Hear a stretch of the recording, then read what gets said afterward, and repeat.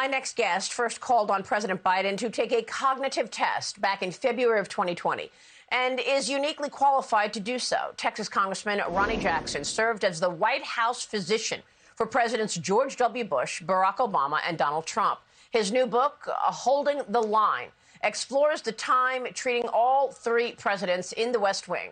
Congressman, thanks very much for joining us. Congratulations on the book. And let me just say that there is no joy in discussing the commander-in-chief in this weakened position.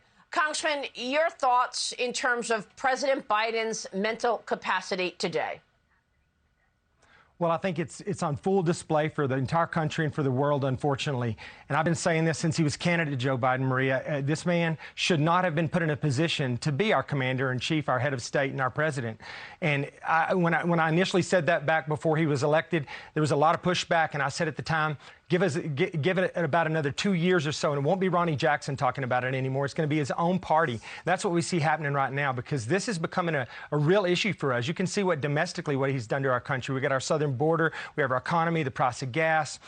People's lives are not in a good spot right now. And then overseas, he's a national embarrassment to us right now, and it's a big national security issue for us when we have somebody going over. His job as our commander-in-chief and as our head of state is to inspire confidence and to project strength, and he does just the opposite. So I'm seriously worried about it. I think everybody in the country's starting to get extremely worried about him, and he's not in a position to do the job he's currently being asked to do.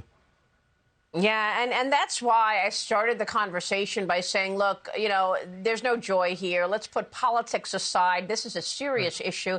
This is our commander-in-chief, and we are watching this from America, but also watching this are our adversaries. The Chinese Communist Party, Iran, North Korea, etc. Look, Congressman, you treated President Obama in the White House while Joe Biden was vice president. Can you compare what you saw then with Vice President Joe Biden to what you see now? And without asking you to, diagnose or prescribe, tell me, roughly speaking, what you think is going on. He did the other day discuss his brain aneurysm, which really was a shock to me that he discussed it publicly, but he did mention it. Well, I did. I saw him, periodically throughout the 8 years I was there. I'll make the comment that I wasn't his physician at the time. I oversaw the guy that did take care of him, but I wasn't his physician at the time. But I've seen the same thing everybody else saw. I saw Joe Biden that was always prone to gaffes, but these aren't gaffes anymore. Something's changed. During the time that President Trump was our president, something happened and Joe Biden started having another issue, a cognitive issue that's related to his age. And like I've said before, I'm not his physician. I haven't examined him, so I'm not going to make a diagnosis. But there's a lot of diseases out there that have a big cognitive component: Parkinson's, Alzheimer's, multi-infarct dementia. I don't know what he's got going on, but he has something that's causing him to have cognitive decline, and it's progressive, related to his age. And, there's a lot of stuff you can do, Maria. There's a lot of jobs you can have out there that you can still be successful if you're not at the top of your game. President of the United States is not one of them. So I see a different Joe Biden now than the one that I saw when he was vice president at the White House. And I think there's lots of tape and lots of video for 40 years of this man's career. And anybody can go back and compare some of those earlier years and some of the gaffes to what's happening now. And this is something very different. This is something very concerning. This man is not in control, and he's not leading this country. Something else is going on behind the scenes, and there are other people pulling the strings, and that is very concerning for us. And like you said, all of our adversaries see this as a window of opportunity right now. Everyone is going to try to get away with everything they can before he's done. I'm talking about China and Russia and Iran and everybody. This is putting our country at great risk right now. And you came at this from a medical position, given the fact that you did treat those three presidents. Back in February of 2020, you put out a tweet saying, remember the cognitive test I gave Donald Trump, the one he aced, sounds like somebody else might need some testing done. Scary. But after that tweet came out, you received a note from President Barack Obama. Tell me what Obama said to you.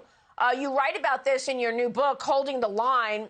He said, I have to express my disappointment on the cheap shot you took at Joe Biden via Twitter. It was unprofessional and beneath the office that you once held. It was also disrespectful to me, writes Obama. and the many friends you had in our administration. Tell me about this email that you received from Obama.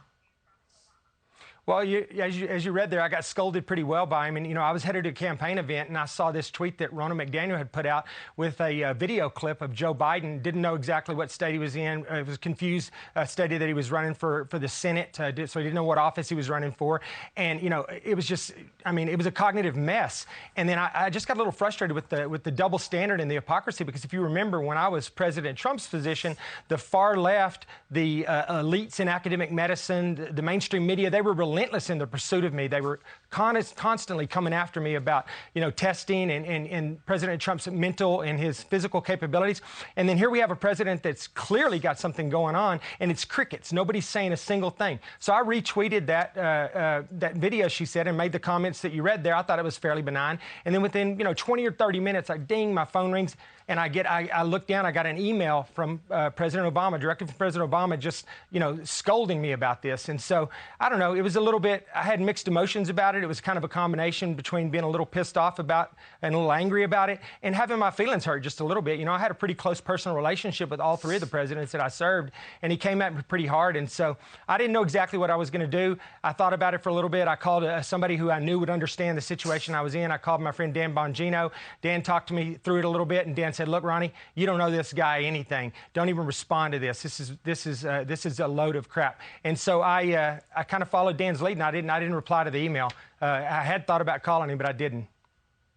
Well, Congressman, there were signs that Joe Biden was declining during the 2020 campaign. Let's face it, he stayed in the basement the whole time during the campaign. So who knew what when? Are they hiding this and feeding him drugs to allow him to function? I know he goes home to Delaware a lot, more than any other president. So I guess my question is, what did Obama know? What did Jill Biden know? And who's running the White House right now? And are they covering up for these mental issues? Well, that's the big question everybody's asking. Who's really pulling the strings? Who's running the country right now? We don't really know the answer to that. We don't know if it's Susan Rice or Ron Klain or if it's Jill Biden or who it is, but somebody else is doing this. They're doing exactly what you said. They're rolling him out at specific times during the day. He's got good days and bad days, good, and whether or not they have him on drugs, I don't know. There are drugs out there that can increase your alertness and your memory and things of that nature, and cover stuff like this up temporarily. So I'm sure some of that's going on as well, but we don't know because his physician hasn't stood up and took the questions that I took when I was Trump's physician and answered those questions. With regards to the Obama administration and who should have done something about it, they saw him every day, and they stayed in close contact with him, I'm sure, after the Obama-Biden administration was over. Somebody should have done something. But Maria, I think that they were so blinded by the fact that if Joe Biden came into office, they were going to be able to populate the entire West Wing with Obama folks, and that actually happened. Initially, there were a ton of Obama folks in the West Wing, and we have Susan Rice running domestic policy right now. So I think that they thought that the risk was worth it to get their people back into the West Wing, and they just ignored the fact that this man had some serious cognitive issues, and now they're going to have to answer why, because it's getting worse and it's unsustainable at this particular point. In fact, there's a famous interview, which we ran a couple of weeks ago. We'll run it again in the coming weeks. It's President Obama talking to Stephen Colbert, and he's saying, what I would love the most is if I'm in my basement with my sweats on, and I'm just directing whoever is there, and they can carry out my orders. Basically, that's exactly what he did. That's what he set up. Now, you put out a tweet, and you say that Biden will not finish his term. And you say that he should resign. Tell me about this. Should and will are two different things. How do you see this playing out?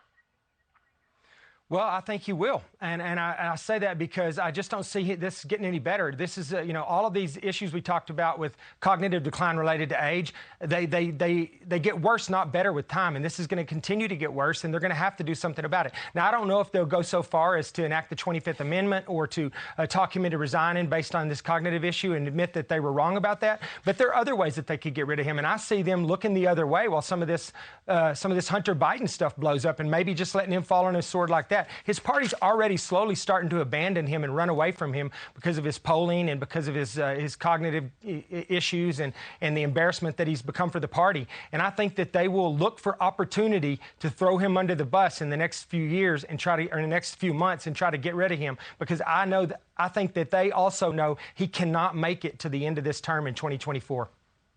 Yeah, I mean, even his biggest supporters at the New York Times, Maggie Haberman, wrote a scathing piece about him. She's the one who was spreading the Russia collusion lie over and over Right. again for years, and even she is turning on him at this point. Congressman, it's great to get your instincts on this and your insights. We so appreciate you. Thank you, sir.